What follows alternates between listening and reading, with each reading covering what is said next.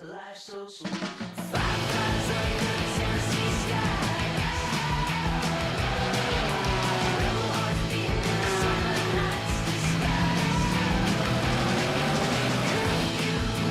Whispers in the dark. Behold our story. It's the Junebug heat. That Junebug beat.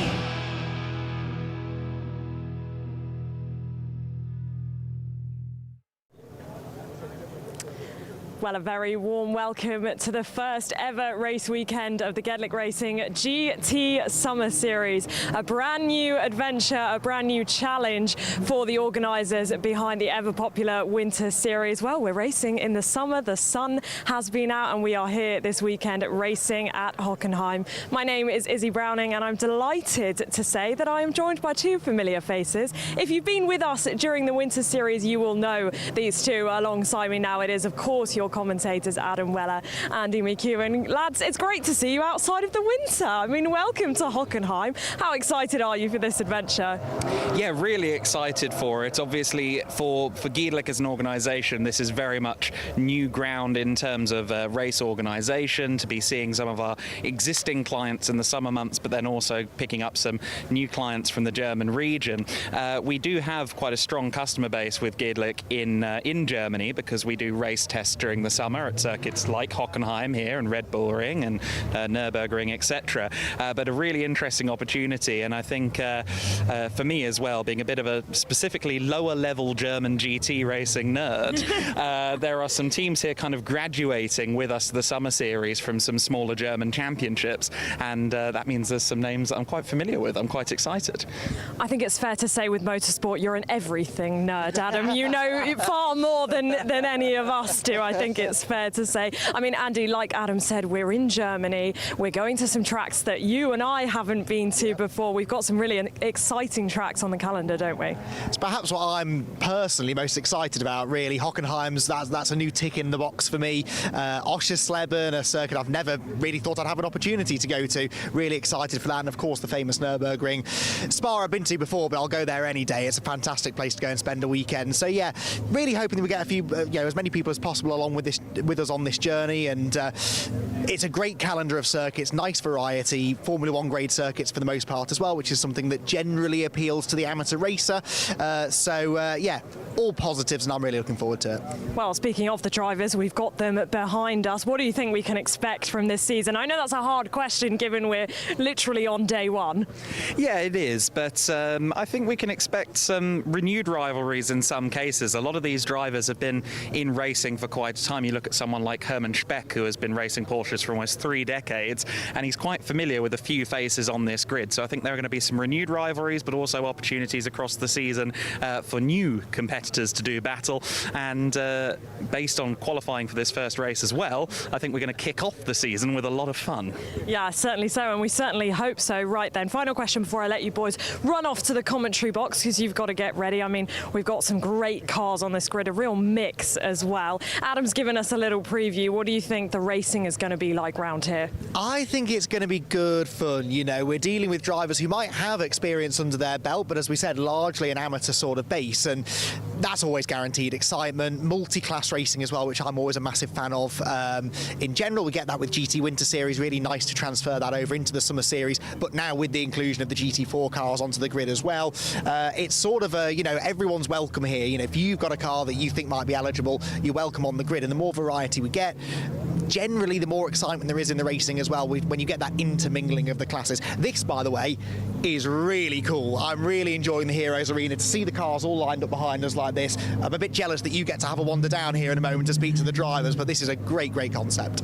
Well, on that note, we are going to have a wander down and speak to the drivers. Boys, I will let you go to the commentary box, enjoy this one, and we are going to take a wander down. As Andy just said, we are in the brand new Heroes Arena. I mean, this is a fenced off area of the paddock where our spectators can come down and meet the drivers up close and personal. We're going to start with our pole sitter though, and it is going to be Alex Croker. Now he is deep in conversation, but I will just grab him. Well, welcome to the GT Summer Series. I mean, great to have you, and on our grid, first pole sitter, that's bragging rights, first of all. Thank you so much. Yeah, we are also happy to be here, and my first race with the Pirelli on this car. So also quite, yeah, I would say a little bit challenging to get a good setup for the car with that kind of tire. So yeah, but we are improving. Improving all the time and with every session, I'm sure. For this first race, what do you think we can expect from the race? What's your plan going into it? Well, of course, we try to keep up the speed and that we stay in the front of all. And but let's see what's happening in the race. Absolutely. Best of luck. Thank you so much for speaking to us. Right, we're going to cross over and go and speak to our other driver who's on the front row, and that will be Thomas Westop. I am going to grab him out of conversation for a quick word. Well, on the front row for the first race, you've got Alex alongside you. How are you enjoying driving around this track so far? Oh, I hope I have a good race, Yeah. and hope we have a nice battle. Do you think you might be able to take the lead?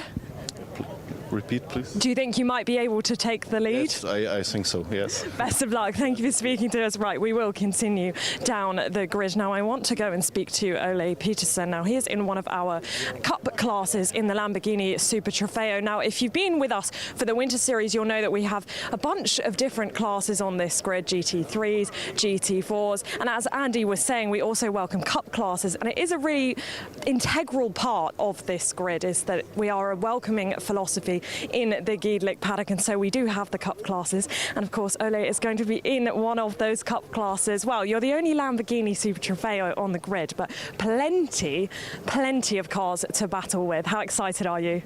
I'm very excited. Most of all, we are battling with the GT3 class, and yeah, that's very fun. And how much of a battle do you think is going to happen in this race? Do you think you're going to be able to take the fight to the two in front of you? We'll try. You'll certainly try. What's the racing round here going to be like? How comfortable are you feeling at this track? I really like the track. Last I was here was in 2018, so long time ago, but I really like the track. Awesome. Well, good luck out there. Thank you for speaking to us. Right, we will continue down the grid. And I did want to speak to Matt Rosner, but I don't believe he's around. I think he has gone and had a wander off, but that is no problem whatsoever. So we have got Matt Rosner as well in the Ferrari Challenge car alongside. Now, of course, as I say, we do have multiple classes. That is yet another one of our classes. I can see one of our other drivers, so I'm going to try and jump in and grab a word with Herman. But the thing is, they're all having their little chats, which is no worries, getting ready for the race. Herman, we'll just grab you for a quick chat. First race of the GT Summer Series. How are the nerves? You feeling excited? Yeah, the nerves are playing up, but first race of the year, first race in the GTSS. Yes, I'm a little bit nervous. And you've got plenty of experience in these Porsche cars, so that should maybe help you out a little bit, you think? The problem is that won't help me with a start. That's where I'm always nervous. Yeah. You need that nervosity to concentrate. Okay. That is always, once we're around the first corner, then we're pretty okay. You settle into it after that. Perfect. Yes, absolutely. All right, best of luck for the race. We'll continue down. We will continue with our group. Now, we're actually going to have two groups of cars in this Heroes Arena. So the first one is our top 10, and then we will have the rest of the grid joining us. But I do want to come and point out a car, which is going to be the number 77, and this will be Igor Klyer in this car. Now, if you were with us during the Winter Series, you will know that this man here was in the title fight until the very end. Igor, we had to come and have a chat with you. Welcome back to the Gedlich paddock. Of course, you were with us the whole way through Winter Series. You had a great season. You were in the title fight right until the end in Barcelona. What made you want to come and do this series? You know, it's really great to race with you, so it's a huge pleasure, very nice. And looking forward to the summer series. I know it's new for you, but I think it's a great series, great atmosphere, and you as a Gedlich, you are a great team, so my pleasure. Well, it's a pleasure to have you back in our paddock as well. I mean, you've got some great cars around you, some great drivers around you, but also, having had that Winter Series experience, you must be feeling kind of confident, no? I mean, I enjoyed it a lot, so it's nice. It's first time here, but it's beautiful track, located in beautiful place, so fast one, and yeah, Yeah, I have a huge fun, so looking forward to be at the finish line. You know, we are not finishing for any great victory, but it's always better to be more on the front than more on the back. But the most important is be on the finish line. Absolutely. Well, best of luck. Thank you for speaking to us, and great to have you back in our paddock. Now, this is our first group of cars. As I said, we are going to shortly be having our second group of cars join us in the Heroes Arena. But throughout the weekend, we've been using this Heroes Arena as an opportunity to chat with some of the faces from around our paddock, including talking about the safety car with Robin Selbach earlier. We're in the Heroes Arena with Robin Selbach from Gedlich Racing, and one of the most important vehicles in the paddock, Robin, our safety car, a magnificent car. Tell us a little bit about what we've got behind us here. Yes, absolutely right. The safety car is one of the most important cars here. It's the most powerful car, not in terms of engine power, but obviously if the safety car goes out, all the cars have to follow the safety car, and the field will get together, and it promises exciting racing when the safety car leaves the track. Yes, some drivers enjoy seeing the safety car, some don't want to see the safety car over the course of the weekend. Tell us a bit about the car then. How close to a sort of standard road-going car is this? Yeah, it's a standard road car, just with the lights on the top of the car. And as you say, a lot of drivers sometimes love the safety car and sometimes they hate it, because if you're in the lead on the track, you never want the safety car. But if you're second with a gap of 5 or 10 seconds, you're really happy if you get a safety car and you come close to the leading car. One thing that I think people don't always realise about a safety car is that it looks slow on the track, but actually it has to go at a certain speed, otherwise it's too slow for the racing cars, and that means the person driving it needs to be a very capable driver, and the car needs to be capable of some serious performance. Yes, it's very important to have an experienced safety car driver, because for this road car and the road tires, he need to do very fast laps, because the GT3 race cars behind him, they can't drive that slow. So it's important that the safety car slows the cars down, but at a speed which is already fast for a road car. Obviously, we only see the safety car if there's an incident on circuit, and only if race control have decided that it needs to be out there. Talk to us a little bit about the process of how the safety car driver knows when to leave the pit lane, how to pick up the leader. It's quite complicated, isn't it? It's not that complicated. During the race, the safety car is waiting at the end of the pit lane, and if something happens on track due to an accident or changing weather, and the race direction decides to deploy the safety car, he goes on track and waits for the leader, and then as soon as he can see the leader, he turns on the lights, and then he leads the field, makes slow at the zone where is the accident or something else, and as soon as the situation is clear, maybe the car which had an accident is removed, then he will turn off the lights, which is something which makes all the drivers the heart pumps up. Yeah, and then he enters the pit lane and the drivers can do the restart. Now, you mentioned the lights. We can go into the safety car, I think, Yes, and of show you course. exactly how this works, Robin. Why don't you jump in? Oh, it was locked. And show us exactly how the light procedure works. What does the safety car driver have to do when they're scrambled out on track? Yes, so there are two persons in the safety car, the driver and the second guy with the radio. And if race direction decides to deploy the safety car, as said, he goes out on track, wait for the leader, and then with this button he can turn on the lights, which you can see on the roof now. And the lights flashing. There's also a green light, I believe, at the back. What does the green light mean, Robin? Yes, the green light is only in the back. This is if there are some overlapped cars which are in front of the leader and the safety car wants them to overtake, then they can turn on the green light, so the car behind knows I am allowed to overtake the safety car and get back at the back of the field.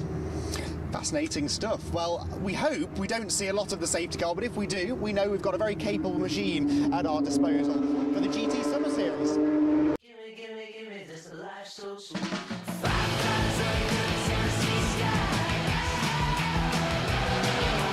Rebel hearts beating in the summer nights sky. Whispers in the dark. Behold our story. It's the Junebug beat. That Junebug beat.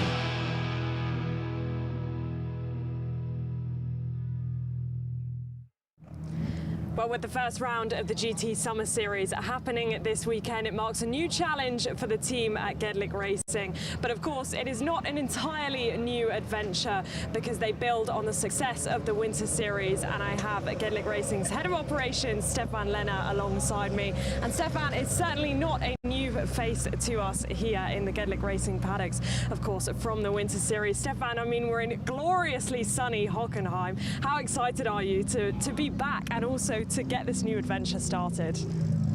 Obviously, I'm very excited. We've been working on this now for almost a year, and I am very excited together with my colleagues that we can finally start off the season.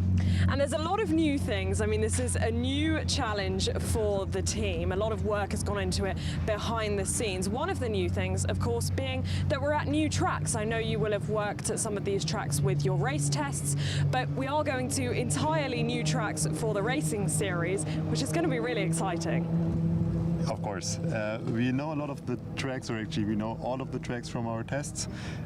Still, organizing a race compared to organizing a test is a whole other level.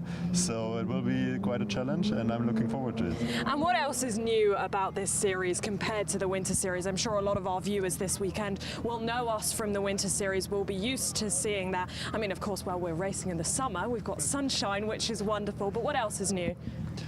So our basic format is very similar, but there are differences. One of our new inventions, I'd like to call it, is that we now have the driver's mentor with us, Frank Bieler. He's a very experienced driver, a lot of success in his career, obviously, and he's here to help and to guide the new drivers, the gentleman drivers, the amateurs in their journey, to give them tips and tricks how to handle certain situations. That is one new thing, and then obviously we are standing in the other new thing, which is our Heroes Arena, to present all our drivers. Yeah, our heroes. Yeah, it's definitely going to be a busy area of the paddock this weekend. The Heroes Arena that we're stood in right now might not look so busy right now, but it will fill up with our drivers later on in the day. Okay, but some of the things are similar to the Winter Series because, of course, you build on the foundations that you made in the Winter Series, and what works you keep doing. The format is the same as well, isn't it? The format is pretty similar, yes. So we start before the race weekend to do some tests. We have the free practice, the qualifying sessions, the two, and then the main format is, of course, our 2 sprint races of 30 minutes and 1 endurance race, pit stop race of 50 minutes. And that is a format that in the past worked quite well for us. A lot of teams and drivers have had some good feedback on that, so we kept it for summer. And equally, I mean, one of the things that's at the heart of the project is the welcoming philosophy of this paddock, you know, welcoming drivers of all abilities and all experience levels too. Of course, yes. So same as in winter, we have different driver levels with us, we have different teams with us, and we like to keep that, to be here together, to help each other. Then of course on racetrack it will be different, there will be competition, but nevertheless it's a welcoming paddock. It certainly is. And final question then, what are you expecting this weekend? What are you hoping to see this weekend? Well, first of all, I hope to see more of the sunshine and have some races in sunshine, and of course nice fights and hard fights on the racetrack. Always. Well, thank you, Stefan, for joining us. It's always great to have a chat with you, and we will see what this weekend has in store. Gimme this life so sweet. 5,000 Tennessee sky. Rebel hearts beating in the summer nights sky. Whispers in the dark. Behold our story. It's the Junebug beat. That Junebug beat.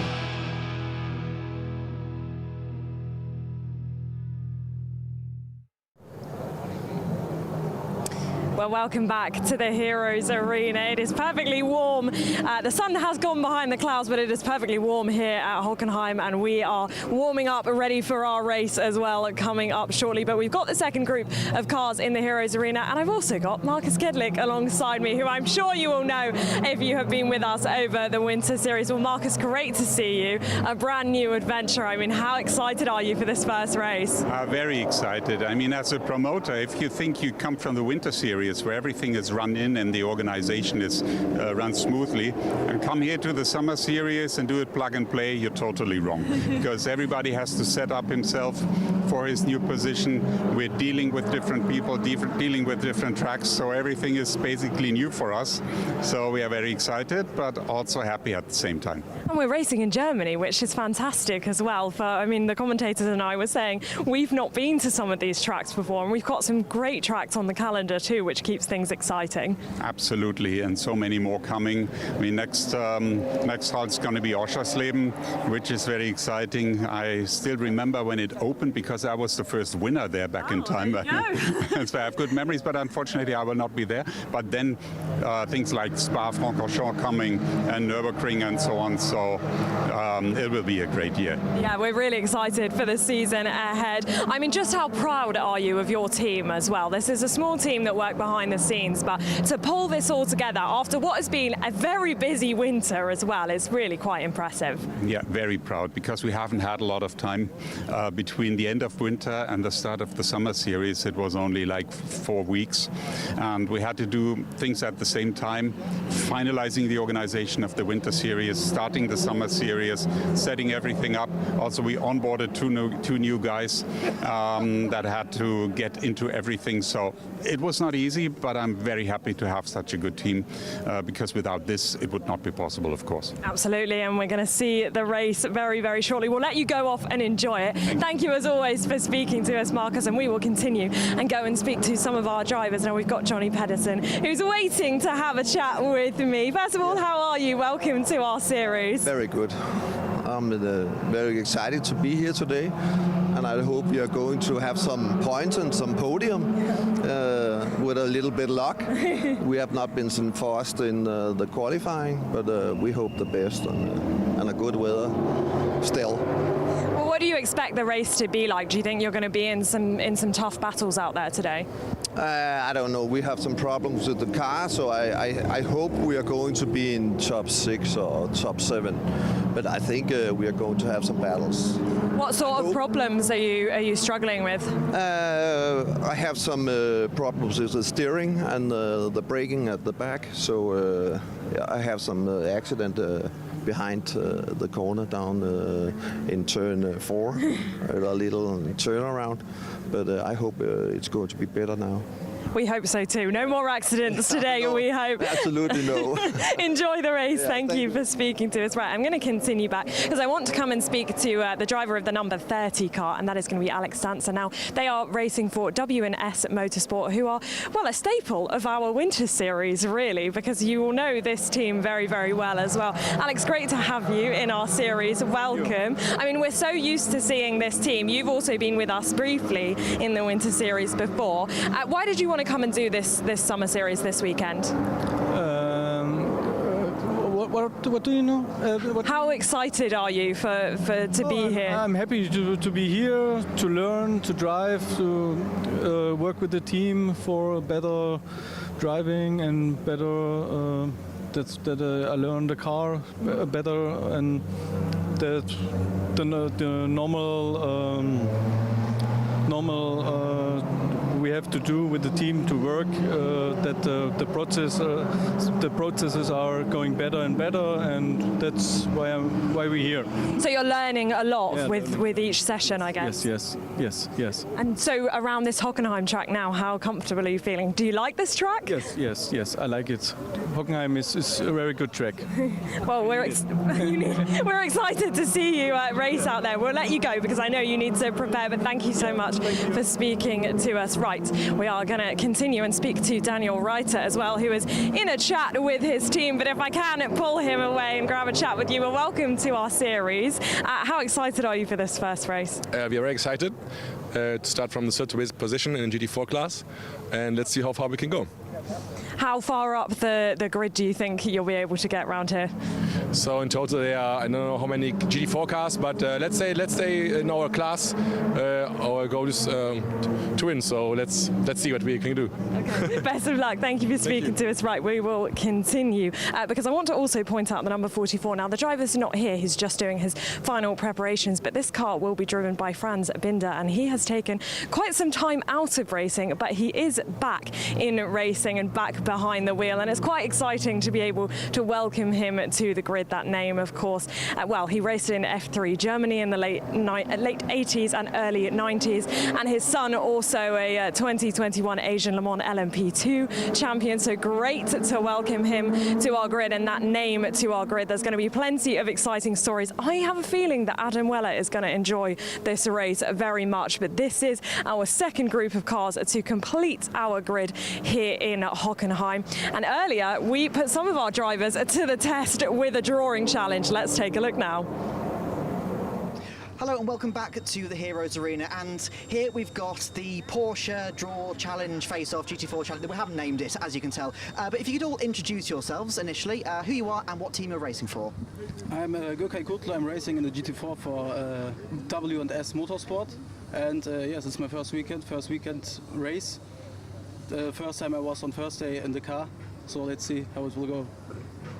Hello, my name is Alexander Danzer, and I also drive for the same team as Gökay into the W&S Motorsport, and this is my third time in the car ever in the GT4. Wow, okay. And you? Hi, I'm Daniel. I'm racing for my own racing team, Reiter Racing. I'm here with my team. Usually we do in Post Sports Cup Germany, and looking forward to take part on the GTSS Summer Series. Fantastic. And obviously this is something slightly different that you don't normally do on a race weekend. Are any of you artists at all? I don't think so, no. No. No? Definitely not. Perfect. Okay, well, here's a pen. You're up first. You've got to draw Hockenheim and make sure you can't see anything. So I'll put that down for you. So yeah, make sure you can't see anything. Yeah, exactly. So turn around. We'll go over here. Right. Yeah, so draw the track and we will have a quick chat about it. So it's your team, mate. You can talk. Yeah, I think maybe he knows the track better than me, but I think it looks like a little bit crazy. What do you think? I'll be honest, this first part of it doesn't look like it's from Germany. It looks like almost an Alton Park loop a little bit. What about you, Alex? Where is he? We are in Hockenheim, but where is he? I think I'm done. You think you're done? Okay. Do you want to have just lift your cap up and have a quick look? Yes. It's difficult without seeing it. So, but I know the track good, I think. What do you rate it out of 10? What? Rate it out of 10. I don't understand it. Rate the quality out of 10. The quality, Yeah. I think it's not very good. Not very good. No. It's a 3. It's A 3. 4. Perfect. Okay, so we've got 3 and 4. Perfect. All right. So where's the pen? It's down here. Lovely. All right. Well, you're up next. So you've got 3 or 4 to beat. I'm going to try and lift this over in one go. Didn't work. Okay. Give me a second. There you go. That worked. Right. So when you're ready, off you go. Okay.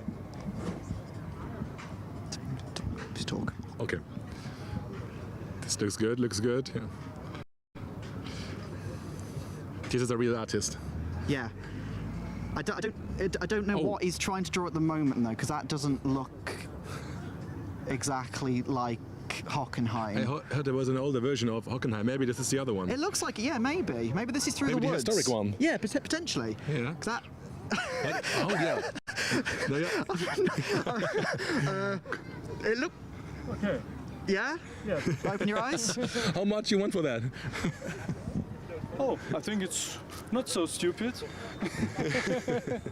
It almost looks a little bit like a squid. Yeah. Yes, but I think it's fine for that. I'm not an artist. That's okay for me. So. Okay, and what do you rate it out of 10? I give it a 6. A 6 out of 10? the same. Six. Oh, that's better. Much better than your effort. Okay, perfect. tried to do a 7. Right, I'm going to try and do this a bit more gracefully than the last one. Hey, much better. There we go. Right, so you're up. So there is your pen. Put your cap down over your face so you can't see. There we go. Right, let's have a chat. What do you reckon? What's your predictions? What's he going to get?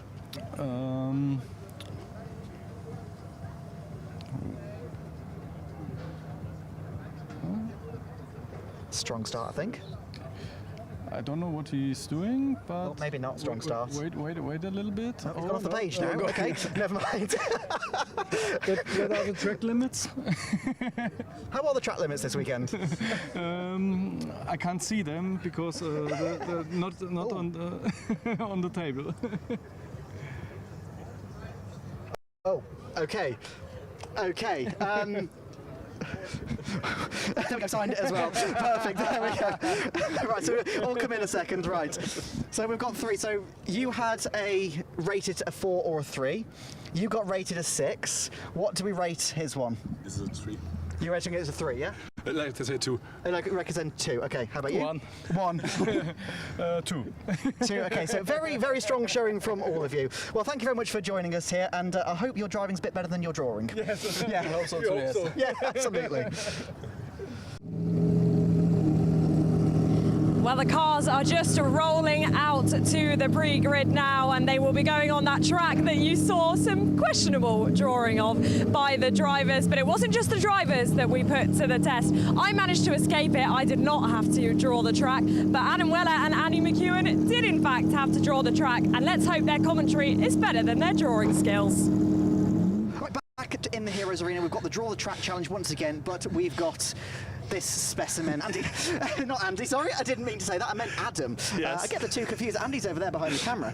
Yeah, we've got Adam here with us, and Adam, you reckon you're going to do a lot better than the 3s, 4s, and the 6 that the drivers got? I was very disappointed in all of them. Yes. However, while you've been introing me, I've just remembered how dyspraxic I am, Yeah. and it's one of the reasons I went to a special needs school for 4 years. So we'll see how this goes. I just want to point out, though, he stormed over here and he went, right, give me that pen, I want to have a go. So you've made a point now, get that pen on the whiteboard and have a go. Right, so main straight we'll do here. There's a little kink at turn 1. You're also not drawing it blindfolded, you've got your eyes open. Did they blindfold? Yes. Their eyes were shut? Yes. Oh, I didn't realise that bit. Right, reload me. Okay, come on then. Oh, excellent. Okay, my eyes are shut. I didn't hear that bit. Right. Now it's going to be bad. Sadly, I thought they had the visual aid. No. Okay. My eyes are shut. We can confirm. Hold on, give me a second. Actually, Emilio, I'll tell you what. can I borrow your cap? Glasses Thank off. you. My glasses are off. I've got a cap. I already can't see. There you go. And now I double can't see. It's not big enough for my There head. you go, that'll do. Fabulous. Right. Okay. Lovely, here we go. Oh, I didn't know this was part of it. Oh no. Okay. Main straight. Little kink turn 1 that then opens out. Goes to about here. Then there's this. Goes out like that. I'm going to go to here. Hairpin. This is looking much better than the last ones. The Mercedes Arena section goes thus. Yeah. And opens out like that. I completely lost perspective of where I am, but I'm going to turn here. Yeah. Down to the arena. Kind of openish hairpin to there.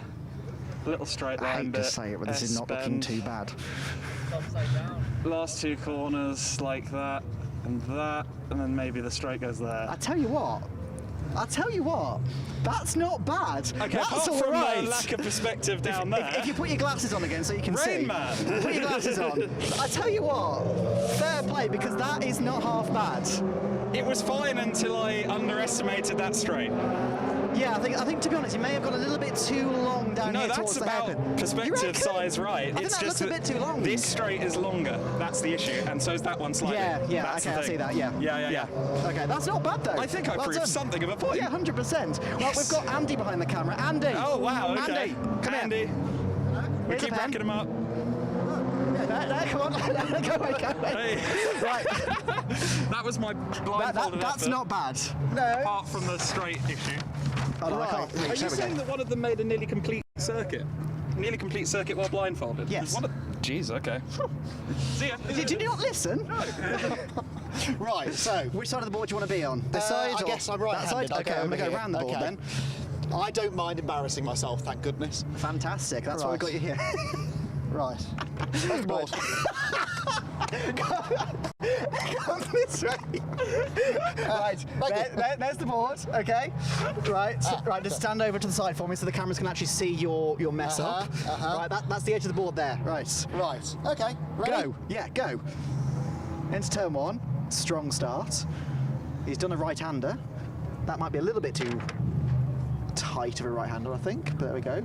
Into turn 2. Through the left down towards the hairpin. So far not too bad. Now this is where everyone messes up. So he's gone for the right, gone for the left.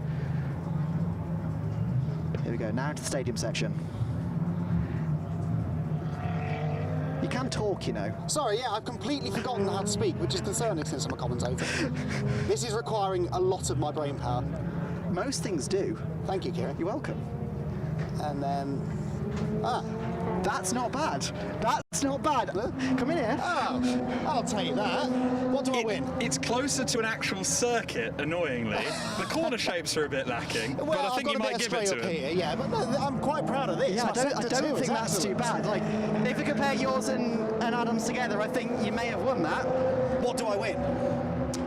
Nothing. At all. Well, there we go then. That's the Draw the Track challenge. Britain's Got Talent. Exactly, yeah. Blindfolded drawing Hockenheim challenge, and he's stood behind the camera because he's sulking now. Excellent. Let's see if we can get him back for the race. Yeah, let's hope he's a better commentator. No comment. All right, we'll see you back here very shortly. Give me this life so sweet. 5 times under the Tennessee sky. Rebel hearts beating in the summer night's disguise. Whispers in the dark. Behold our story. It's the Junebug beat. That Junebug beat.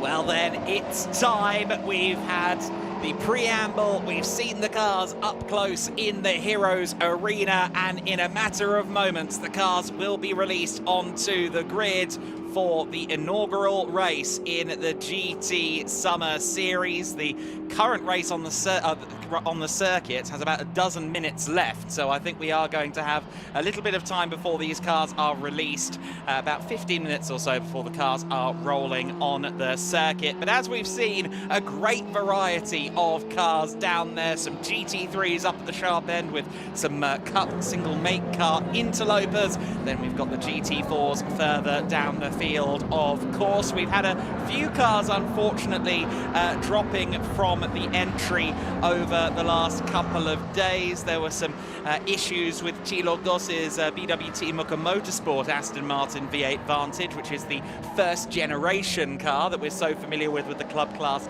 of the GT4 Winter Series. They unfortunately didn't quite feel like the car was behaving itself yesterday, decided not to take any risks, and then during the qualifying session on the outlap of qualifying, Przemysław Biankowski's PTT racing team Mercedes-AMG GT3 Evo sprung a leak. It was a fluid of some sort, may have been oil, may have been something else, but we went down to the garage afterwards and they confirmed that unfortunately the engine no longer playing ball. Unfortunately, the end of their weekend before the first race even started, but we've still got a hugely strong grid for this, the inaugural GT Summer Series race here at the iconic Hockenheimring, a circuit steeped in history in motorsport. Of course, Nürburgring slightly predates it, being a 1920s opening facility, but since 1932 this track has been one of the venues in German motorsport, one of the temples of speed, particularly in its former configuration in the 20th century until 2001. But this new configuration of the circuit certainly promotes exciting racing, outbraking into the hairpin and at turn 2 as well. Lots of interesting sharp apexes, and Andy, I think that with the variety of cars up at the front and the closeness of some of the cars up in the front in quali, I think we're in for a very exciting first race in the GT Summer Series. Yes, I absolutely agree with you. Qualifying couldn't really have been a lot closer, could it, with Alexander Kroger and Thomas Verstappen starting on the front row, only a hundredth of a second between those two cars qualifying earlier on today. Very, very evenly matched indeed, but then you've got some of the Cup class cars behind, which we know tend to perform well in a straight line. They're likely to mix it with the GT3 class cars in the early stages, that multi-class racing.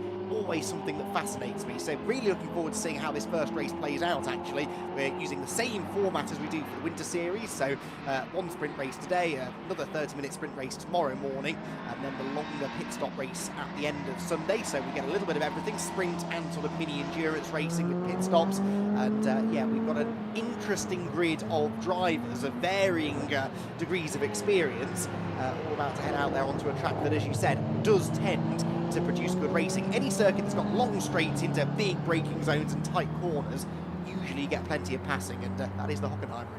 Absolutely right, and obviously we're seeing there some of the racing that's going on the circuit at the moment. That's from the Super 60s category, which is 60s touring cars and sports cars, and that's something that's really exciting as well.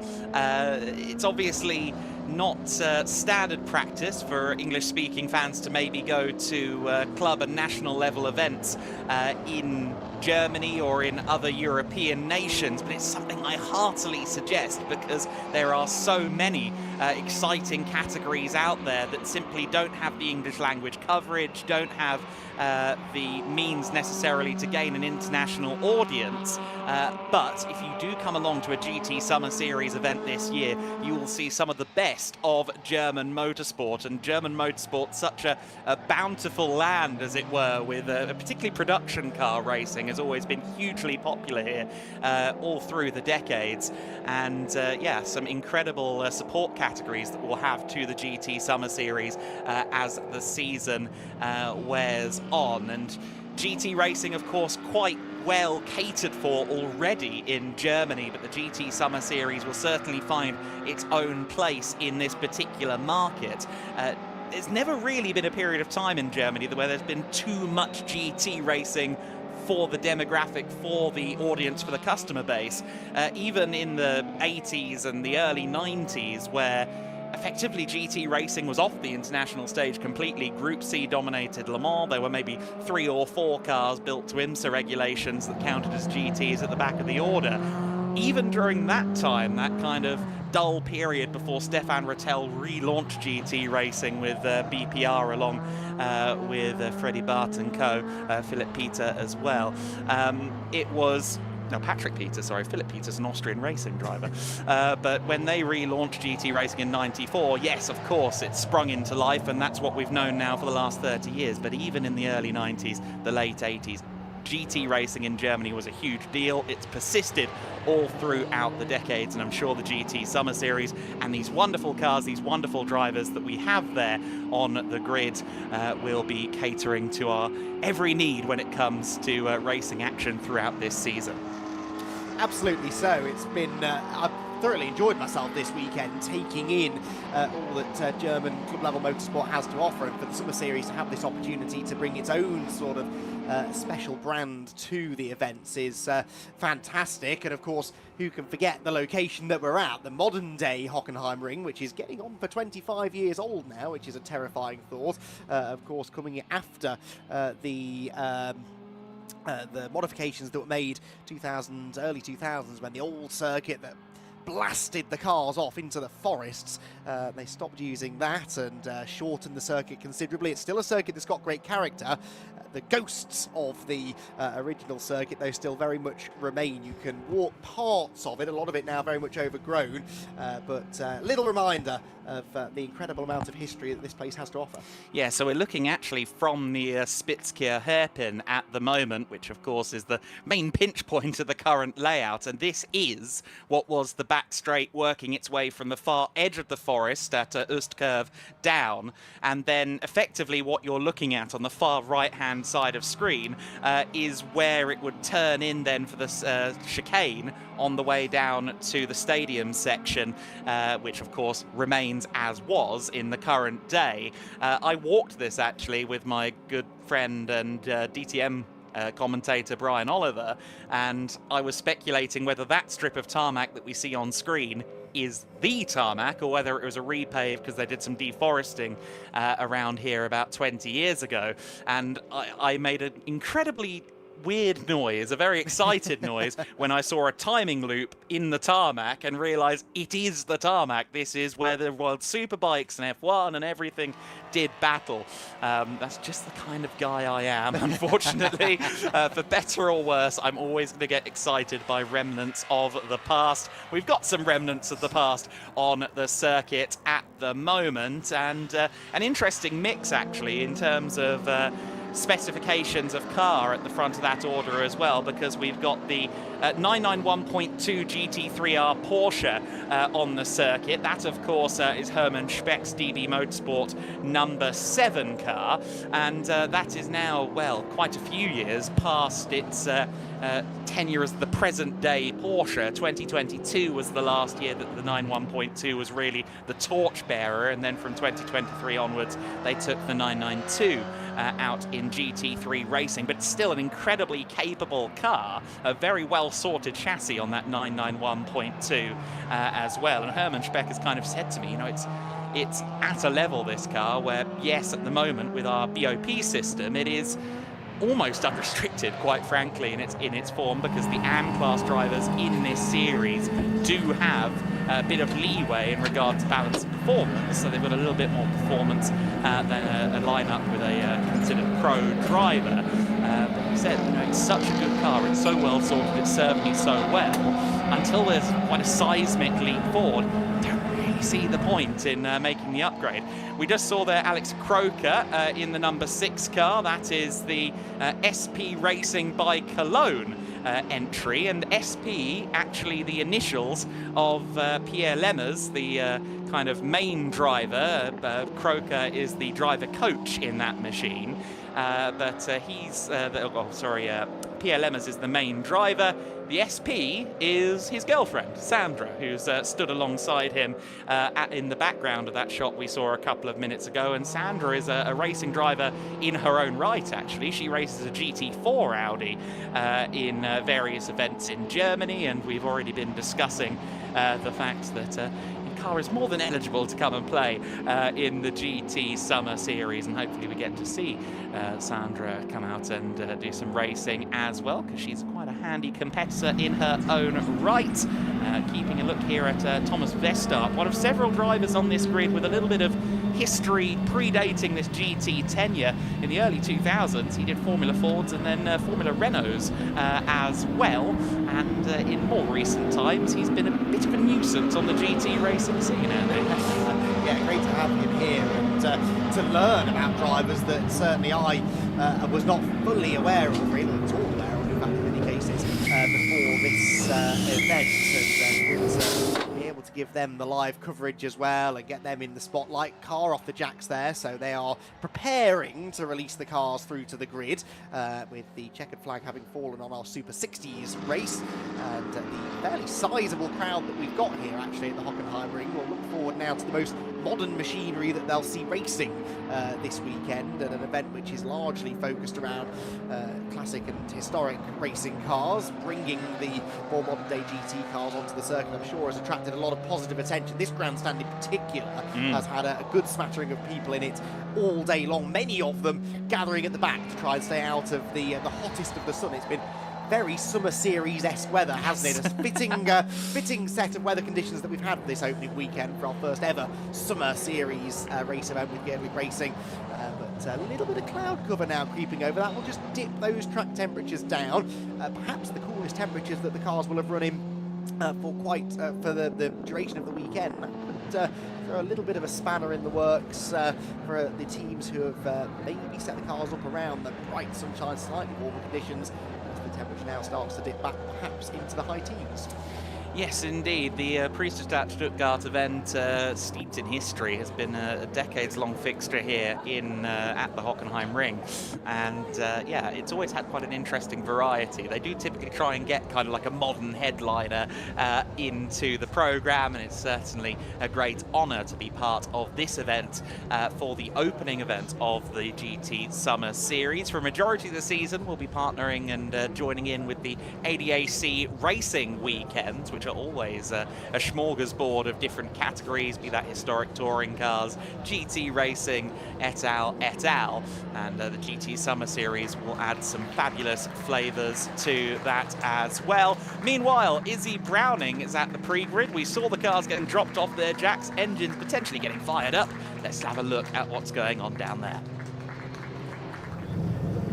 Well, we have come down to the pre-grid. We've got the best view in the house of all of these cars about to head out to the grid. We are so close to the start of our very first GT Summer Series race here in Hockenheim. The marshal behind us just shown the 3-minute board, which means we are getting so close to these cars heading out on track. And it is quite the field that we have here. I'm sure it's going to provide us some exciting racing, but we will just get out the way very, very quickly, get out the way of the truck that's trying to get past us and try not to get run over. But from the real world racing that we're going to see on the track to some sim racing, Andy had a chat earlier with a rising star in the sim racing world. We've got a lot of new faces in the Gedlich racing paddock this weekend, and a couple eyeing up racing with us in the future. Next to me is Tristan Geschwendner, who is not racing this weekend, but Tristan, I believe we will be seeing you on track this year, is that right? Yeah, that's right. I'm going to start the summer series in Oschersleben as soon as I turn 16, yeah. Yes, 15 years old, Tristan, at the moment, and all of your racing experience so far, I believe, has been on the simulator. Yes, apart from track days, obviously, to prepare for real-life driving, but apart from track days, all the racing's been on the simulator, exactly. Now, I do a bit of sim racing, and I like to think that I'm quite good. How difficult is it to make that transition from the sim onto the real track? Even on a track day, it's so different. I mean, yeah, it's completely different because you need a lot more feeling in every part of your body, really, to feel the car.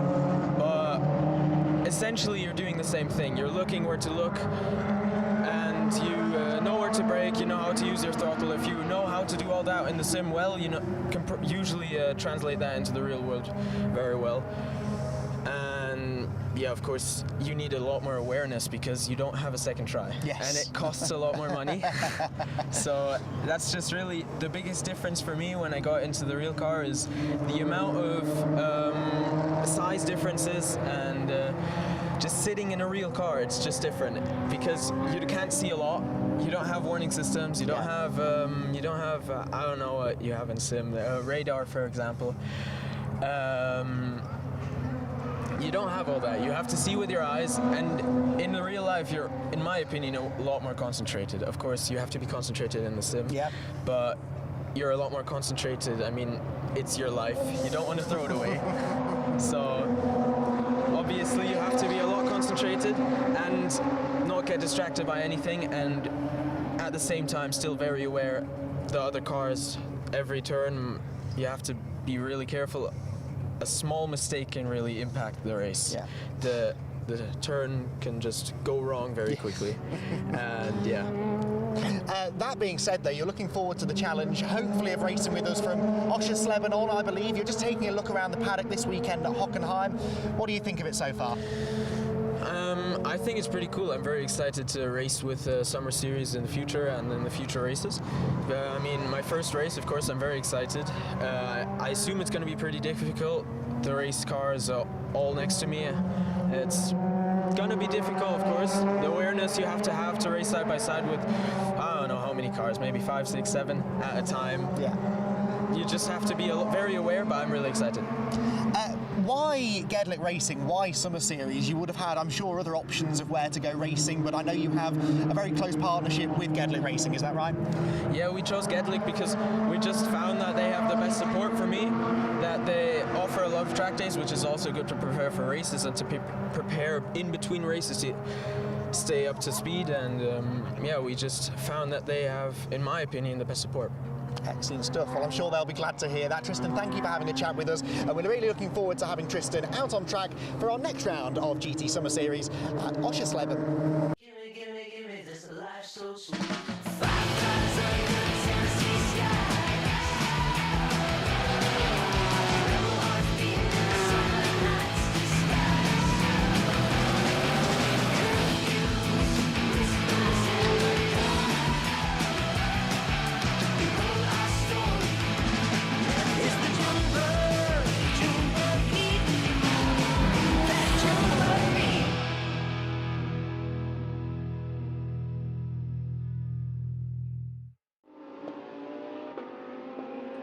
Cars out on the circuit then. We are moments away from going racing in the GT Summer Series. This is the formation lap. The cars will be released and then they will go racing. And as we can see there on the queue behind the safety car, it is going to be Alexander Croker in the number 6 car that starts on pole position. Thomas Vestorp alongside in the number 45, an all Audi GT3 row number 1. Ole Peterson in the Super Trofeo spec Lamborghini Huracan lines up 3rd. Watch him. I think he could be interesting. In 4th position, Hermann Speck in the Porsche 991.2 GT3R. Matt Rosner in 5th place in the Challenge Ferrari, the 296. That is always quick in a straight line. Run to the hairpin on the first lap, just watch. Reinbold in 6th place, Gregor Drassel in 7th in a distinctive pink Lamborghini. Mike Janza, Igor Klyer, Urs Frick bringing us down to 10th place. And then the first of the GT4s in 11th, Tobias Erdmann. A total of 16 cars set to take the start of this race. We are missing one, I think, on row number 4. No, we're not. Actually, they were just slightly out of sync. We are about to go racing then in the GT Summer Series. Gedlich Racing has raced in the winter all through the 2020s. Gregor Drassel into the pits. He's had clutch issues in qualifying. It doesn't look like they fixed them, but welcome to a new series. Welcome to a new adventure for Gedlich Racing. The GT Summer Series is go in 2026, and it will be Alex Croker that leads in the early stages, followed by the number 45 of Thomas Vestorp in 2nd position. In 3rd place is still Ole Peterson. He's kept himself ahead of Hermann Speck.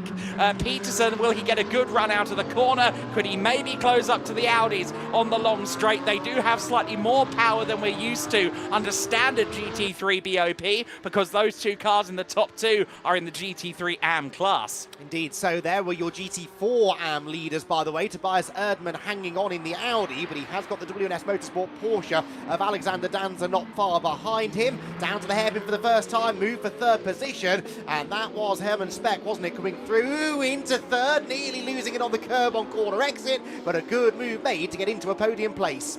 Yeah, that was a really solid move there, and following him through into 4th place, Matt Rosner in the Gabs Competizione car. He has Maurizio Cerasoli in his ears as his driver coach. The field coming through the opening corners for the first time, and wide there was Matt Rosner. And Ole Peterson making contact there with Marco Reinbold. Reinbold, the first of the Cup 2 cars, the Porsche 992 GT3 Cup machines, and he's moving up the overall order, but he did it with a bit of a tag there with Ole Peterson. Peterson is in his first ever weekend in the Super Trofeo spec Lamborghini Huracan, so he's learning the car, and more importantly, he's not wanting to do anything too hasty to the car, too much damage to the car in his first weekend. A little bit of contact there, nothing major, but a little bit of a scare. We have some gravel being kicked up there in the back of frame as well. Yeah, that's not uncommon, isn't it, heading into the stadium section. That right-hander does catch people out occasionally. Hopefully whoever kicked up the dirt was able to continue on their way.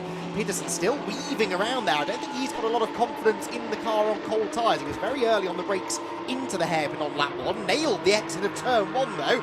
Dives to the inside now of Marco Reinbold's Porsche and does move through. Igor Klyer, meanwhile, loses 2nd place here temporarily, at least in Cup 2, to Mike Janza. But Mike, a bit too late on the brakes, cuts back and gets the position on corner exit. That's the 2nd position in class. Leading 3 cars are all GT3 AMs. There they are at the top of screen. The lone Cup 1 Ferrari of Matt Rosner is next in 4th, and this then, the battle for 5th, continuing to rage on as Peterson is still defending there from Reinbold into the hairpin.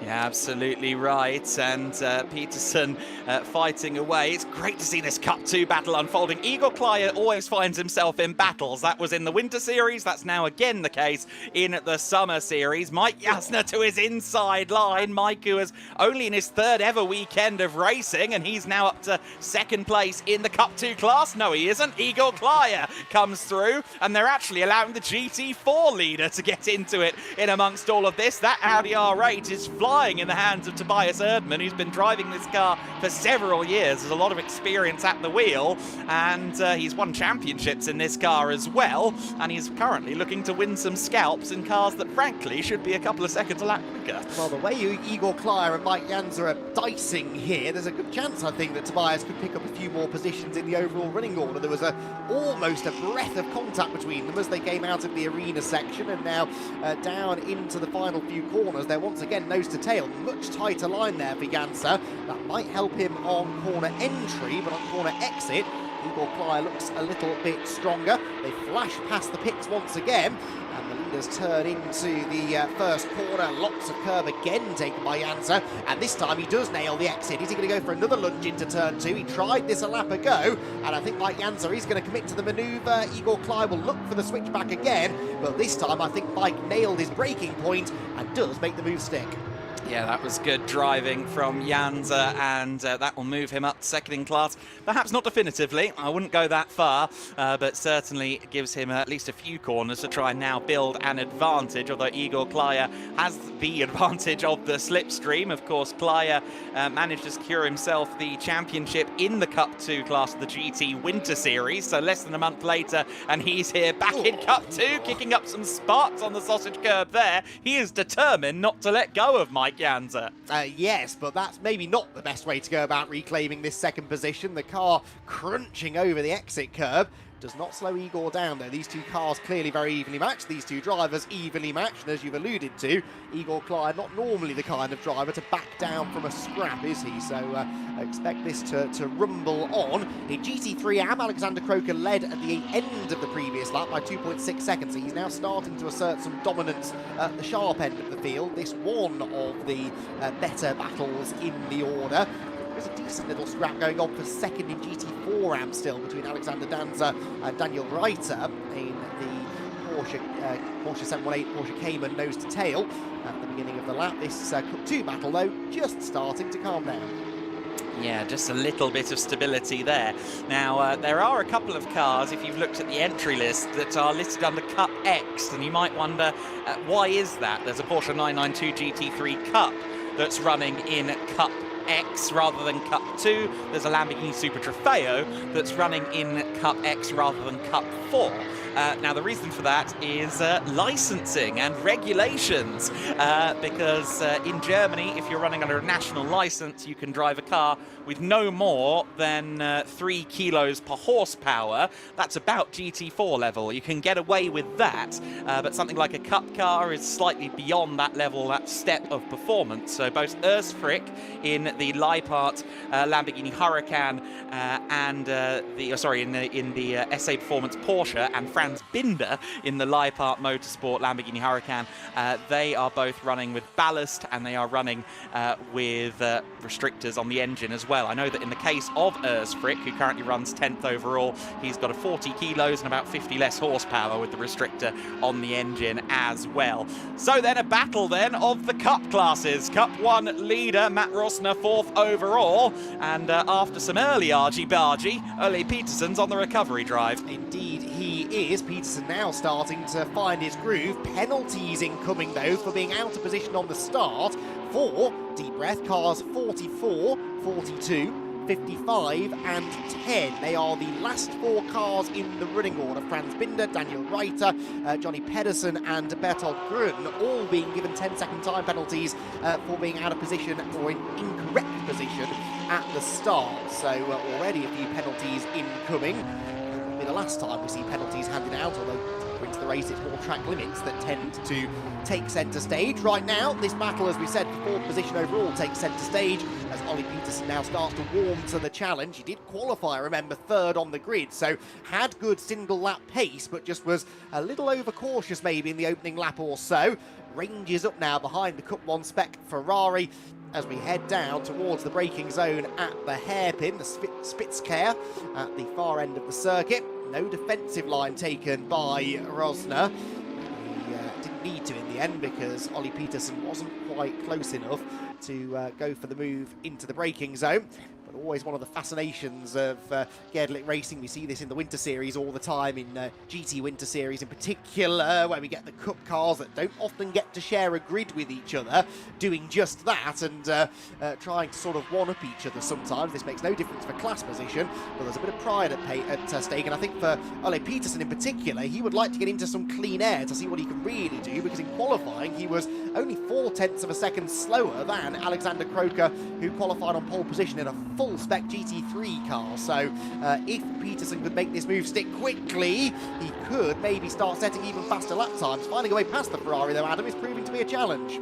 It always is, isn't it? The Ferrari 296 Challenge car, dehybridized versus the road-going model, which of course does have some electric assistance, but still making some 700 horsepower. The Lamborghini running a measly 620 or so, but different strengths and weaknesses certainly on these cars. And in the Winter Series, we've traditionally seen a lot of exciting battles with these cars, and we're seeing it again here in the Summer Series. Lamborghini looking to the inside, Ole Peterson looking to the inside of Rosner, who's significantly less experienced than Peterson, but he has gone well here in the Hockenheim in the past. He's done limited events in Ferrari Challenge Europe, but when he did come here to Hockenheim last year, that was his best result of the season by quite some margin. So I think he likes it here, and certainly putting on a good show at the moment, holding off Peterson, who is a three-time champion in the Danish Super GT series, very different from the Japanese Super GT series, but one of the premier classes of racing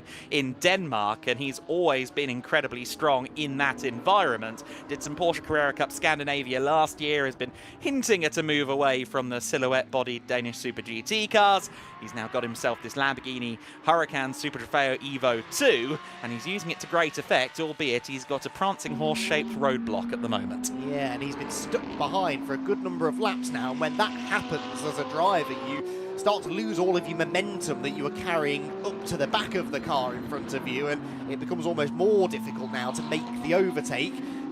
He's figured out where maybe the overtake might happen, but of course Matt Rosner has also figured out where he's under attack and where perhaps the Lamborghini is most likely to make a move, so knows where and how to defend from that potential overtake.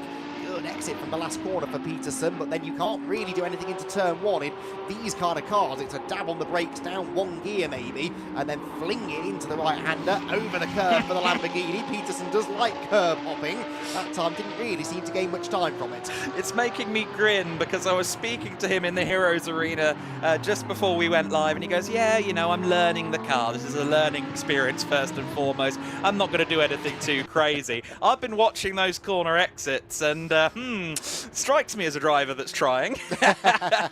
Yes, I think he wants to get this move made, and this happens all the time, doesn't it? Drivers will talk all weekend long about how they're bedding in the car, they're just wanting to get some good track time, you know, learn about the car, particularly early in the season when they're very often in new cars, new to them at least. Stick them in a race with another driver, and all of a sudden that sort of goes out of the window, doesn't it? So, yes, the Lamborghini Super Trofeo machine very much on the attack. Got a group of cars heading towards us at turn number 2, and one of them there is the second place GT4 AM class car of Alexander Danza. I said that he was narrowly ahead of Daniel Reiter a few laps ago. He's dropped Daniel ever so slightly over the last lap or two. He's starting now to build more of a gap in that fight for second position in class. This, meanwhile, is the fight not to be last, and I believe we've just had a change of position. Bertel Gruen in his Audi has got ahead of the Porsche 992 GT3 Cup car of Johnny Pedersen. Johnny, another Cup 2 entrant in what's always a popular class, and he has lost a position there to the GT3 spec Audi, which starts now to disappear further up the road. Yeah, exactly, and Johnny Pedersen. There's been a change of position. Peterson has gotten past Rosner after several laps of sitting in the waiting room with his legs up and coffee out, and well, sure enough, he is now through into 4th position overall. Can he do anything about anyone in front? It's highly unlikely. He's got a dozen seconds between himself and Hermann Speck, who I think will be very pleased that he executed that move on lap number 1, because he would have probably been in amongst all of this had he not managed to get that move done on the first lap of the race. So to regroup and maybe refocus on the leader, who I don't think we've seen since lap number 1, it is Alexander Kroker in the race lead. The number 6 Audi R8 LMS GT3 Evo 2, entered by the SP Racing Cologne outfit, and Kroker doing a great job on behalf of Pierre Lemmers, who is the fundee, and the driver coach is Alexander Kroker, but he's doing a solid job. Tobias Erdmann in the number 27 car that we see there, he's the GT4 class leader out there on the circuit. The overall race leader, though, will be coming around the last corner at the moment. In fact, probably heading down the main straight as we speak. There it is. Kroker crosses the line to be, I imagine, 10 seconds clear, because his race pace is almost as good as his qualifying pace. His best lap of the race is a 1:40.3. In fact, that is better than he did in qualifying, and he's consistently stayed under the 1:41s.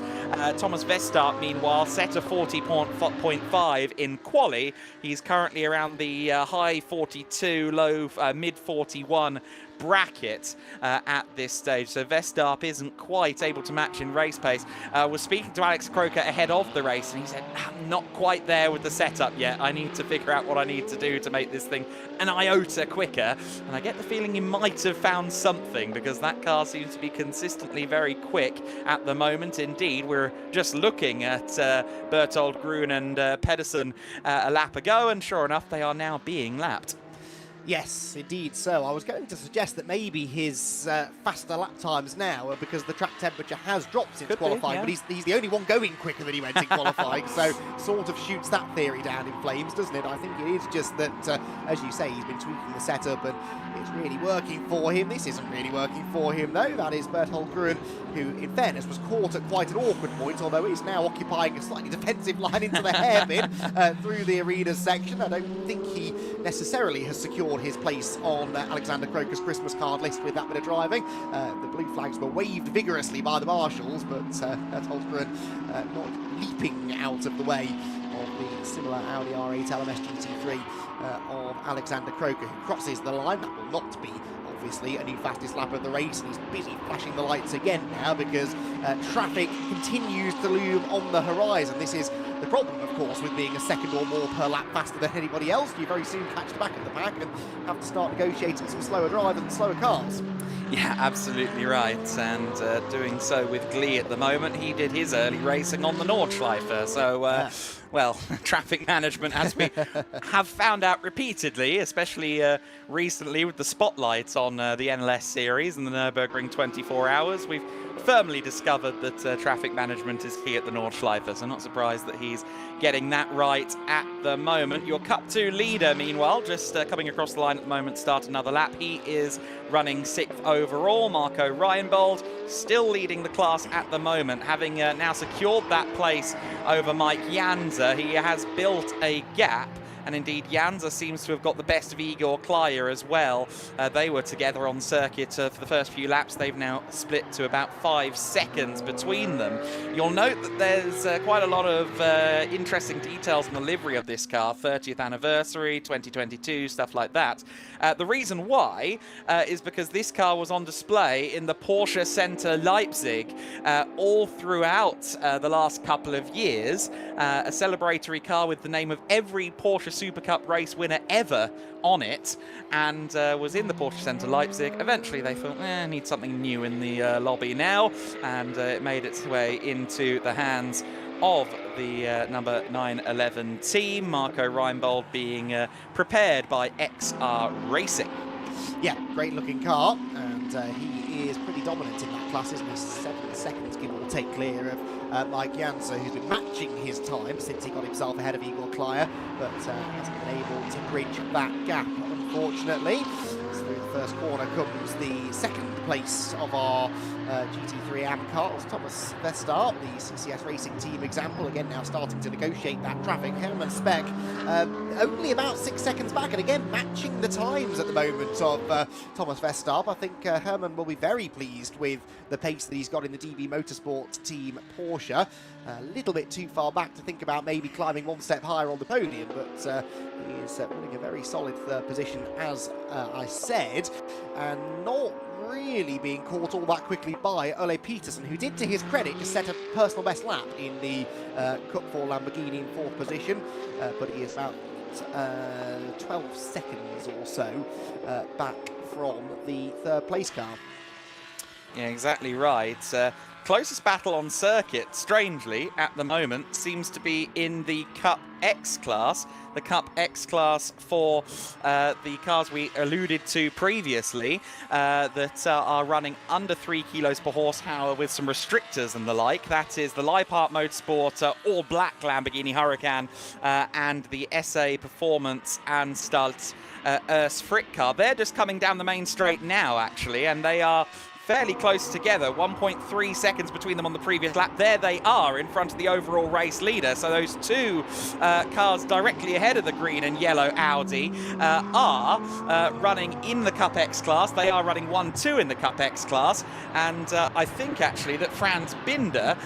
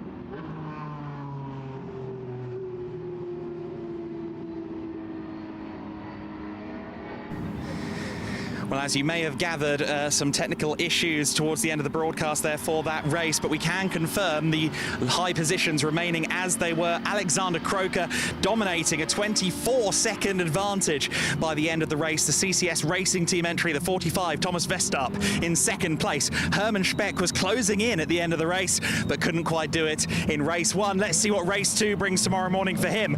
Ole Peterson, 4th overall, ahead of Matt Rossner in the number 24 car from Gabs Competizione.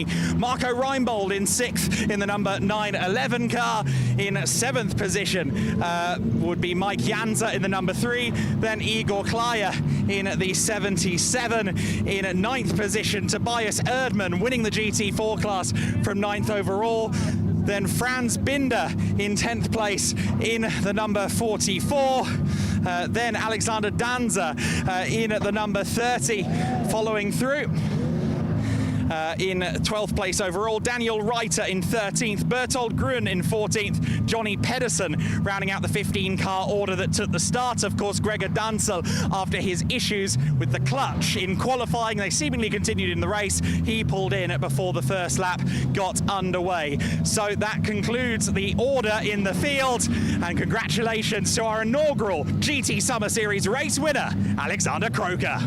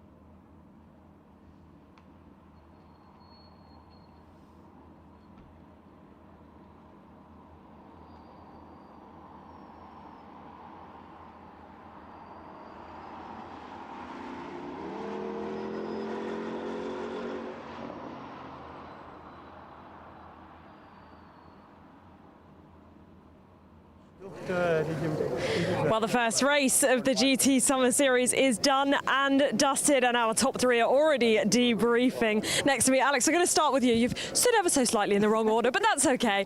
I mean, congratulations, our first winner from pole to the win, and it was quite an impressive one in the end, over 20 seconds. Thank you so much. Yeah, right now I was quite happy with the car, and grip level was a little bit worse than in the morning, of course, because more temperature on the track, but I think we're pretty happy. And happy happy for tomorrow as well. I know you'll hand over to your co-driver, Pierre. What kind of tips, what kind of things can you give him for tomorrow? We will have a look on the data, definitely, because I'm coaching him also besides, and I think I can give him some advices. So we might see that again tomorrow? Yes, I hope so.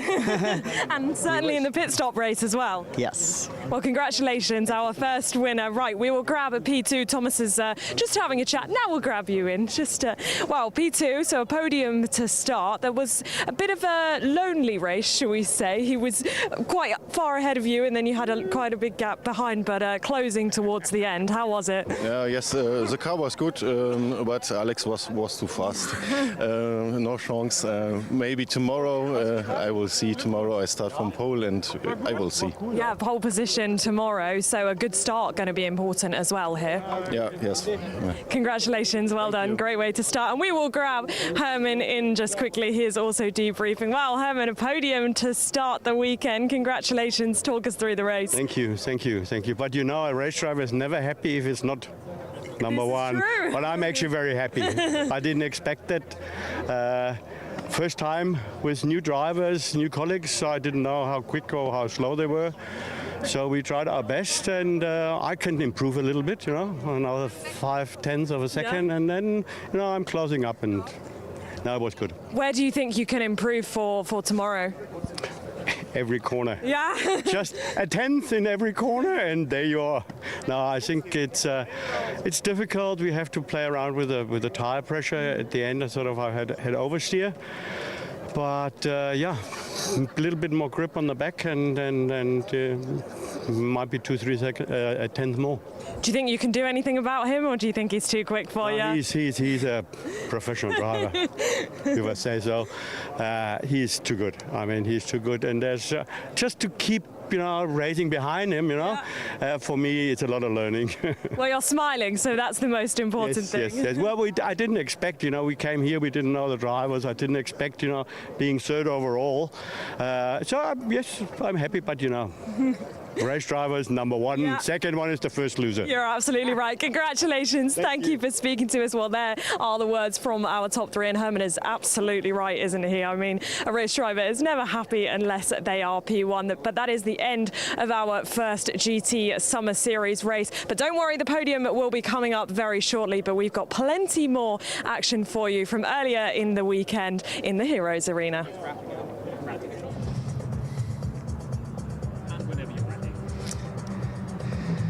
Welcome back to the Heroes Arena. I'm delighted to be joined by our driver mentor here in the Gedlich Racing Summer Series, that of course being Frank Bieler.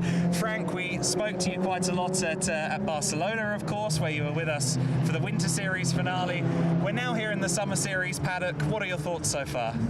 Yeah, I'm pretty happy to be here, of course. First round of the GT Summer Series. And actually, we were getting in touch yesterday, and I think some of the drivers and the teams, they're maybe a little shy right now, but it's getting better and better. So I'm talking to them, and now for the afternoon I already have 2-3 people to talk to, and maybe help them a little bit. I mean, that's what I'm here for. Yeah. No matter what issues they run into, I try to help. Yeah. With the amount of experience, maybe, yeah, I think one or the other thing I might be able to sort out. We will find out soon. You know, Yes. talk to them, see how they are, what they want to do, and then we'll see. I think I've been able to speak to every driver in the paddock for us now, and the impression that I'm getting walking around is that it's quite a relaxed atmosphere. It seems like a really friendly place. Of course, we haven't had the first race yet, so that might change, but I'm getting the impression it's a good atmosphere. Yes, absolutely. I have the same impression. I mean, at the end of the day, everybody is coming here to have a nice weekend. I mean, we have to be honest. At the end of the day, it's not a world championship race. It's an event for amateurs, privateers, and they want to have a nice weekend. They want to race. They want to enjoy racing, and that's what we try to offer them. Yeah, and one part of it is definitely to stay out of trouble, and that's what we try to avoid. But as you said, so far there's no race being done yet. So let's see how it works when they go out there all together and fight for positions. But so far, pretty nice. They all behave well. I mean, I've spoken to the race director. Everything is fine. But as I just said, I mean, that's the idea. We keep an eye on it. We try to control it, and we try to help them and to make sure that they do have a nice weekend. And Sunday night when they go home, everybody should be happy. I think the driver mentor is the right man to give us the inside line. If you were talking to someone about this circuit, the Hockenheimring, what would you be flagging to them as kind of the important areas, the areas that might catch you out? Yeah, I mean, it's actually the circuit has quite changed to the times when I started racing, but it's a quite difficult circuit. Yeah. I mean, one thing you have to be very aware of is turn one. Always a big risk to run wide. Thanks God, I don't know, 40 years ago we went off and we were stuck in the gravel. Now there's some tarmac, so you just go wide. But whenever you go wide, you get a penalty. So they have to try to avoid this. The other thing is, I think it's a very interesting circuit with a few fast corners, and then some parts which are more tight and very tricky. So it's technically not easy to do this circuit. And then going around the Mercedes Arena, coming back into the Motordrome, it's a difficult thing. This corner is a little bit blind. You see the apex very late, and actually you have to aim a little bit for the last bit of the wall to make sure you hit the apex of the corner. So, but this is, of course, these are, for example, things I can tell them, but then to translate it onto the track, you know, into your driving style, it's another thing they have to cope with. They have to try, and we will work on it. Well, I look forward to seeing how the drivers take your information this afternoon. We look forward to race number 1. I imagine you'll be watching closely. Thank you very much. I'm looking forward to it too. Yeah, we look forward to having Frank, of course, as always, here in the Summer Series paddock. And thank you very much, as always, Frank, for being here. We'll catch up with more people in the Heroes Arena later on. Gimme this life so sweet. Gimme this life so sweet. 5 times under Tennessee sky. Rebel heart beating summer nights disguise. Whispers in the dark. Behold our story. It's the Junebug beat. That Junebug beat.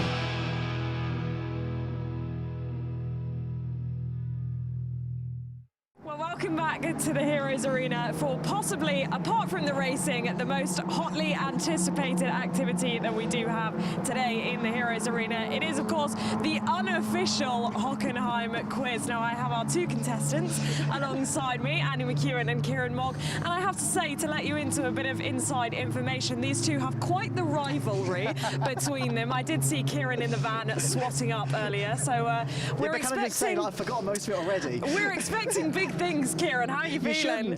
You shouldn't. I'm not commentating this weekend, so I haven't had to make any plans. I haven't had to rehearse. I haven't had to make any kind of documents ready for the racing, whereas you, in theory, should have done.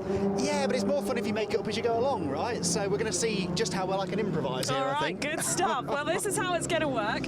So the 2 of you will listen to my questions. Listen very carefully, because, you know, there are going to be a couple of options in these questions, so listen very, very carefully. And whoever thinks they know the answer quickest, you grab the bottle of water that is on your table. Okay, let's not start playing mind games. Let's not start playing mind games. And then you have a chance to answer the question. Should you get the question wrong, your opponent will then have the chance to answer the question as well, but you only get 1 chance each, okay? Everybody understand? I think so.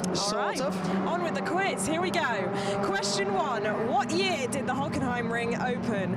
Was it A, 1932, B, 1933, or C, 1938? 32. It was indeed 1932, so already a point on the board for Kieran. I'm not sure that was Andy, fair. we're not off to a great start, but it's okay. Yeah, but that's all my knowledge You gone can bring now. it back. Okay, You can bring it back.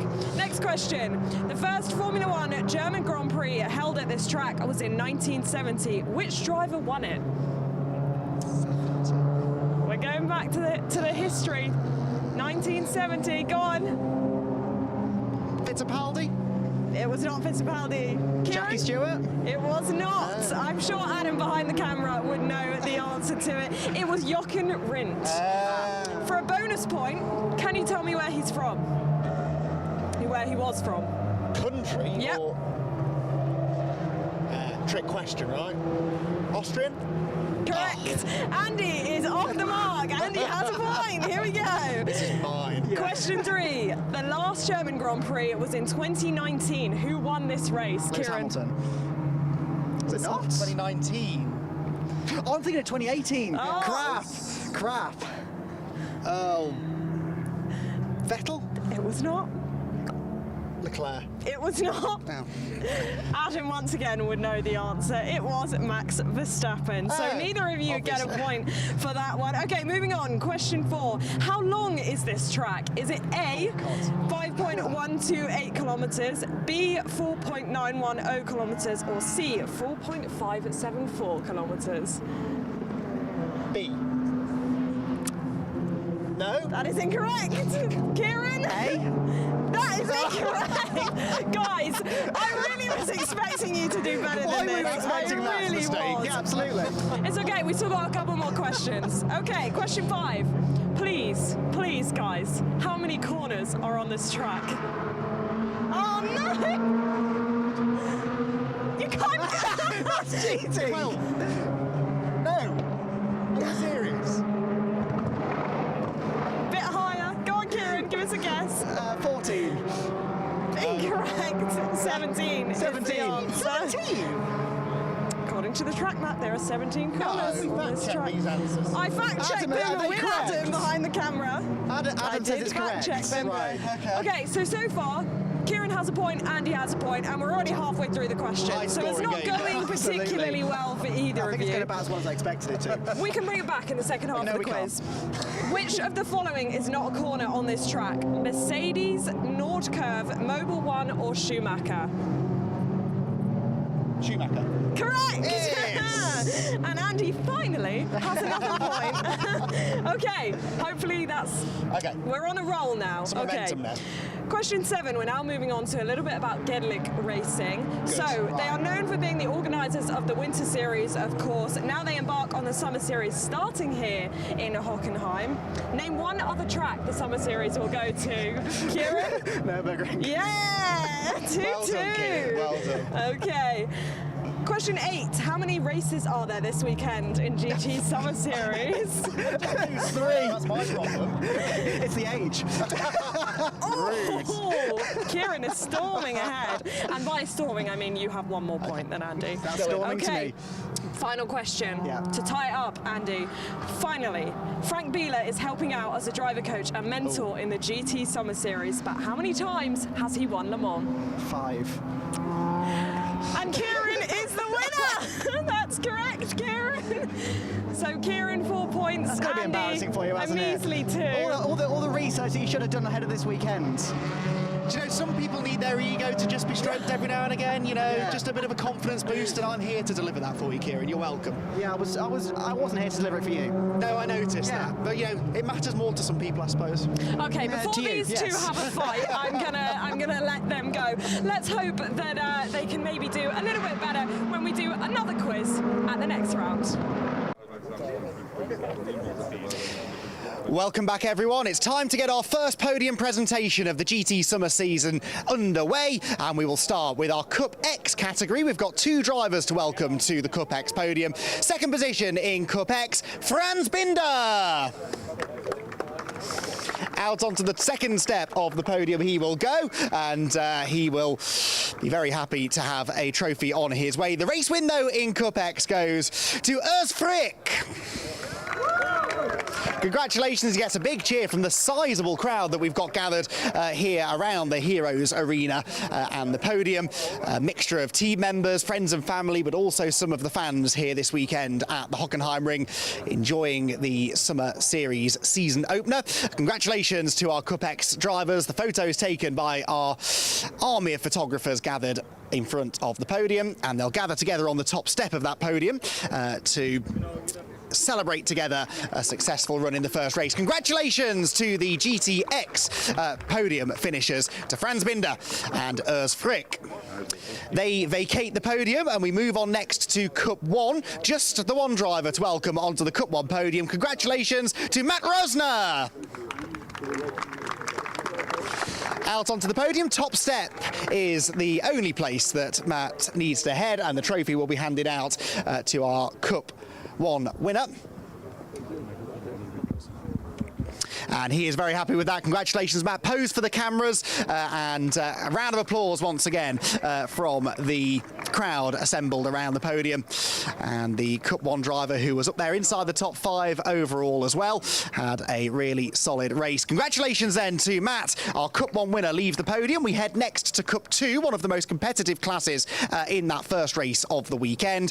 Third position in Cup 2, Igor Klyer.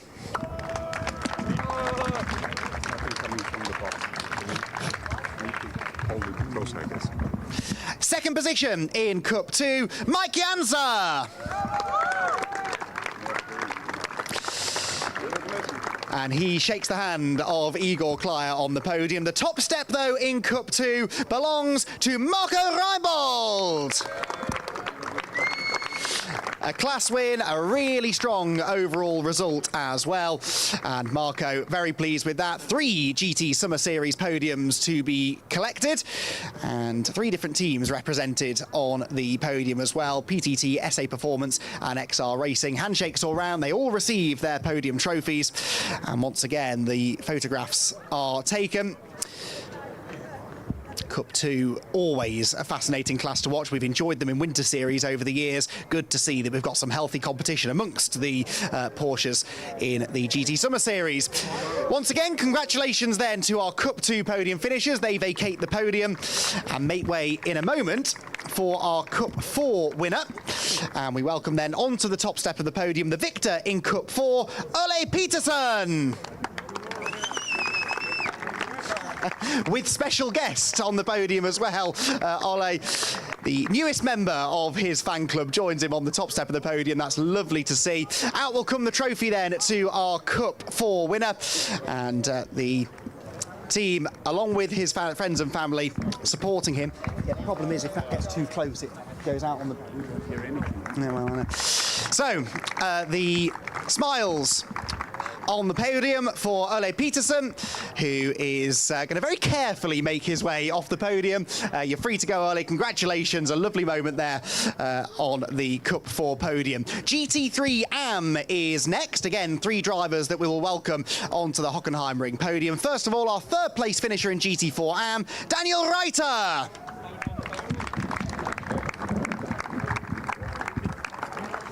Third step, which I think, yep, is this side for Daniel. Second position in GT4 AM, Alexander Danza.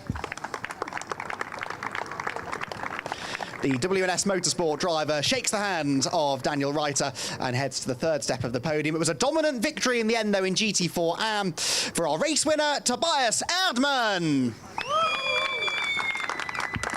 And he gets a great round of applause from the crowd down below.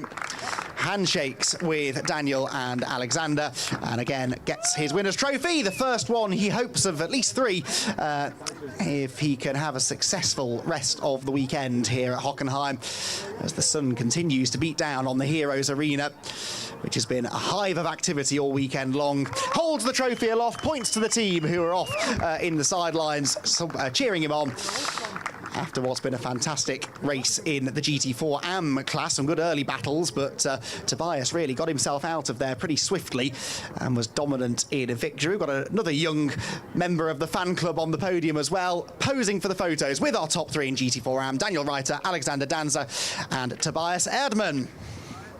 Congratulations then, GT4 AM podium concluded. One more to go, and it is for the GT3 AM class. And we welcome in a moment, podium now clear, our third place finisher in GT3 AM, Hermann Speck. Congratulations, Hermann, on to the third step of the podium. Oh, he's promoted himself nearly there to second place. Third on the podium for Hermann. Second tomorrow, he says. Yes, we'll hold you to that. Second position in GT3 AM goes to Thomas Verstappen. Out to the second step he goes, shakes the hand of Hermann. But to the top step, after a dominant race victory, the SP Racing Cologne squad celebrate the win, courtesy of Alexander Croker. The Audi banners are flying, and he has a lot of support as he heads to the top step. The last set of GT Summer Series trophies will be brought out. And big smiles on the face of Alexander, Thomas and Hermann Speck, who get one last round of applause from the crowd gathered around the Heroes Arena. Well, that just about concludes our first podium presentation. A brilliant first day of action here in the GT Summer Series. 2 more races to come tomorrow, of course, with the second sprint race and the third and final race, the pit stop race. And will we have the same cars finishing in the top 3 positions? We wait and see.